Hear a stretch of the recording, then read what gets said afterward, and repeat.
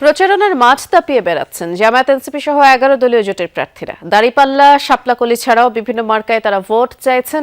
জনসভা আর গণসংযোগে নিজেদের কর্মপরিকল্পনা তুলে ধরছেন ভোটারদের কাছে। চাঁদপুর ফরিদগঞ্জ বাস স্ট্যান্ডে জামায়াতে ইসলামীর সমাবেশে যোগ দেন সেক্রেটারি জেনারেল মিয়া গোলাম পরোয়ার। বলেন, স্বাধীনতার 54 বছরে রাষ্ট্র পরিচালনায় ব্যর্থ হয়েছে বিএনপি, আওয়ামী লীগ ও জাতীয় পার্টি। এই তিন দলকেই না বলার আহ্বান জানান তিনি। আমরা পরিবর্তন চাই। সে পরিবর্তন কারা আনবে?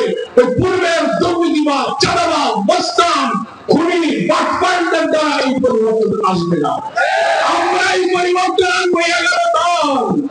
বগুড়ায় দাঁড়িপাল্লা প্রতীকের নির্বাচনী জনসভায় যোগ দেন এনসিপি নেতা আসিফ মাহমুদ সজীব ভুঁইয়া। বিএনপির সমালোচনা করে বলেন, গণ অভ্যুত্থানের মাত্র 17 মাসে আওয়ামী লীগের 17 বছরের নির্যাতন ভুলে তাদের পুনর্বাসনের চেষ্টা করছে একটি দল। কুমিল্লার দেবিদ্বারে উঠান বৈঠক ও গণসংযোগ করেছেন 11 দলীয় জোটের প্রার্থী হাসনাত আব্দুল্লাহ। সকল ভালো দিক, সকল মুগ্ধতা শুধুমাত্র একজনের জন্য। দোষের খাতা থেকে বিএনপি বাদ গেছে, এখনো জামাত আছে। তো যাই হোক, এই মিডিয়ার এই যে আচরণ, এগুলো আমরা মনে রাখবো। শেখ হাসিনা কিংবা সজীব ওয়াজেদ জয়দের ফিরিয়ে এনে যদি মনে করেন 11 দলীয় জোট, জামায়াতে ইসলামী, এনসিপি সহ যারা আছে তাদেরকে একটা রাজনৈতিক প্রতিদ্বন্দ্বী দিয়ে আটকে রাখতে চান, এটা হবে আপনাদের ভুল ডিসিশন।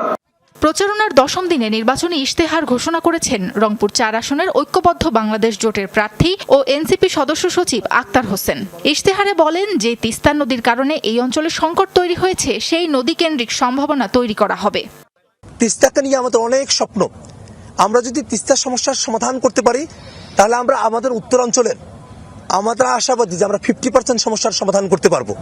ফেনী 2 আসনে নির্বাচনী প্রচারণার জন্য ক্যারাভ্যান উদ্বোধন করেন জামায়াত সমর্থিত জোট প্যানেলের প্রার্থী এবি পার্টির চেয়ারম্যান মুজিবুর রহমান মঞ্জু। একটি দল নির্বাচনকে বানচাল করার জন্য নারীদের উপর নির্যাতন করছে বলে অভিযোগ করেন তিনি।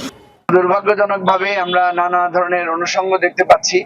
গণতান্ত্রিক যাত্রাপথকে বিঘ্নিত করার জন্য কেউ কেউ চেষ্টা করছেন। রাজশাহী 6, বাঘা 4 ঘাট আসনে পথসভা, উঠান বৈঠক, লিফলেট বিতরণের মাধ্যমে ভোট চেয়েছেন জামায়াত প্রার্থী নাজমুল হক। এছাড়া নাটোর 1, লালপুর, বাগাতিপাড়া আসনে নির্বাচনী গণসংযোগ করেছেন জামায়াত প্রার্থী আবুল কালাম আজাদ।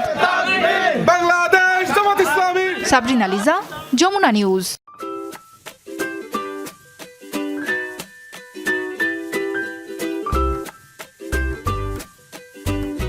From Nestlé.